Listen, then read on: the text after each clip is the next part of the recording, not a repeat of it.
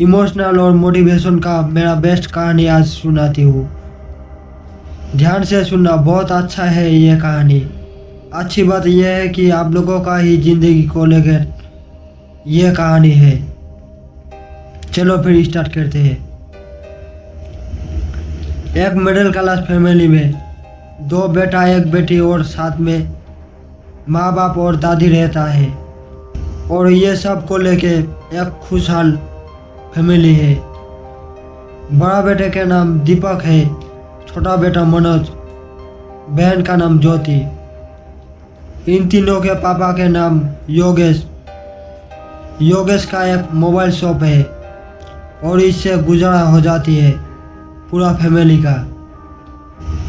दीपक का उम्र अभी 19 साल है, मनोज का उम्र 16 साल और ज्योति का उम्र अभी 14 साल ही है। दीपक पापा के साथ दुकान पे ही दिन गुजार देती है। माध्यमिक फेल करके और स्कूल नहीं गया। 3-4 साल से दुकान में ही देख रेख करती है। और मनोज 10th पास करके दूसरा शहर पे ही रहते हैं और पढ़ाई करते हैं। और ज्योति अभी हाई स्कूल पर ही पढ़ते हैं। माँ और दादी घर पर ही रहते हैं। ऐसे ही दिन गुजर रहा था इन सब फैमिली मेम्बर की। फिर एक दिन मनोज का फ़ोन आया और उसने उसके माँ से कहा, माँ मुझे एक पार्ट टाइम जॉब मिला है जो पढ़ाई के साथ साथ ही कर पाऊँगा। उससे मेरे पॉकेट मनी का जुगाड़ हो जाएगा। मैं ये काम करना चाहती हूँ। तो मनोज के माँ ने कहा, ठीक है, तुझे जो अच्छा लगे वो कर। ये बोल के थोड़ी देर में फ़ोन रख दिया और मनोज एक बार में म्यूजिक ऑपरेटर का काम करने लगा। शाम 6 बजे से लेकर रात 10 बजे तक ड्यूटी है मनोज की। और मनोज पढ़ाई के साथ पार्ट टाइम जॉब करने लगा। लेकिन मनोज को बार में रहने की वजह से उसको दारू और ड्रग्स लेने की आदत होने लगा। अभी 6 महीना नहीं हुआ सिटी में आने को, और अगर कुछ दिन और इस हालत में रहे तो उसका करियर ख़त्म हो जाएगा। कुछ दिन बाद मनोज की स्कूल छुट्टी होने लगा। मनोज की स्कूल छुट्टी होने की वजह से उन्हें कुछ दिन के लिए घर आना पड़ा। लेकिन उसके दारू और ड्रग्स लेने की आदत कम नहीं हुआ। घर में भी चुप चुप के नशा करता था। एक दिन दीपक की नज़र पड़ी मनोज के ऊपर और रंगे हाथों पकड़ लिया। दीपक ने बहुत समझाया मनोज को और मनोज ने भी कहा, आज के बाद मैं ये नशा छोड़ दूंगा। यह कह के छोड़ दिया मनोज को दीपक। लेकिन फिर भी चुपके नशा करता था। जब दीपक 4-5 बार मना करके नहीं माना तो दीपक घर पे सबको बोल दिया। और रात में खाना खाने के बाद जब मनोज को उसके पापा योगेश ने समझाया तो मनोज बोला, सॉरी पापा, आगे से मैं दोबारा ये गलती नहीं करूँगा। उसके पापा मनोज को बहुत समझाया और समझाने के बाद बोला, जा अभी जाके सो जा। ये नशा तुम्हारा लाइफ बर्बाद कर देगा। ये आदत बदल लो, दोबारा नहीं करना ये नशा। मनोज ने कह के सोने चला गया। लेकिन मनोज ये आदत छोड़ नहीं पाया और छोड़ने की कोशिश भी नहीं किया। यह बात दीपक को मालूम हुआ और मनोज को मना करने गया तो उल्टा मनोज दीपक पर ही गुस्सा करने लगा और कहने लगा, मेरी जिंदगी है, मेरा पैसा है, नशा करता हूँ तो तुम्हें क्या होता है? इसमें तुम्हारा कोई नुकसान नहीं।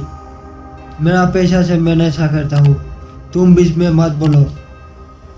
अगर इतना ही ज्ञानी होता तो क्लास 10 में फेल नहीं करता।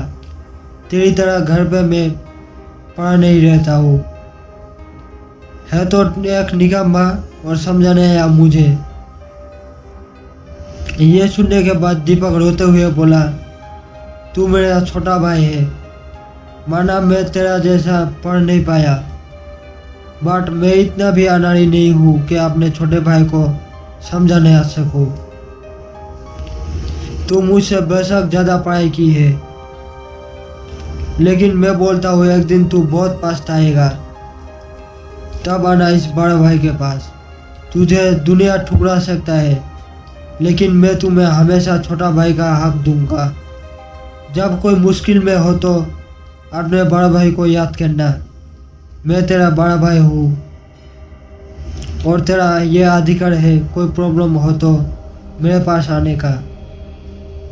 ठीक है, मैं चलता हूँ। एक बात हमेशा याद रखना, तू मुझे कुछ समझ या ना समझ, मेरे लिए तू हमेशा मेरा प्यारा छोटा भाई ही है। और कुछ दिन बाद मनोज फिर से सिटी जाने के लिए निकल गया। दीपक ने उसके पापा को बहुत समझाया मनोज को नहीं भेजने के लिए, लेकिन उसके पापा ये बोल के चुप करा दिया, तू तो जिंदगी में कुछ कर नहीं पाया, कम से कम अपने छोटे भाई को तो कुछ करने दे। अभी से मनोज खुद का पॉकेट मनी का जुगाड़ कर लेता है, आगे जाके बहुत बड़ा आदमी बनेगा और तेरे जैसा घर पे निकम्मा बन के नहीं रहेगा। उल्टा दीपक को ही वो बहुत कुछ सुना दिया जो उसको सुनाना नहीं चाहिए था। मनोज जाने के बाद दीपक अकेले रात में सोचने लगा, क्या यार, घर वालों को लगता है मनोज मुझसे ज़्यादा पढ़ाई की है और मनोज का फैसला लेने का मुझे कोई हक नहीं।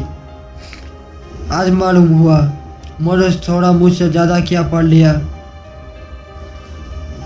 तो उसे मैं डांट नहीं सकता, मैं उसे समझा नहीं सकता। मैं गांव में पढ़ा रहता हूँ और वो सिटी पे खुद का पॉकेट मनी भी खुद ही जुगाड़ कर लेता है। आज मालूम हुआ पापा के लिए मैं बस एक निकम्मा हूँ जो घर पर ही पड़ा रहता हूँ। आज मालूम हुआ जिंदगी में कुछ ना करो तो बड़ा भाई का अधिकार भी खोना पड़ता है। मैं तो घर पर रह कर सबका ध्यान रखना चाहता था, लेकिन आज मालूम हुआ मेरा फ्यूचर बहुत बुरा होने वाला है अगर मैं इसके बाद भी घर पर रहा तो। अभी तो मनोज काम भी करने नहीं लगा और मुझे मेरा औकात दिखा कर चला गया।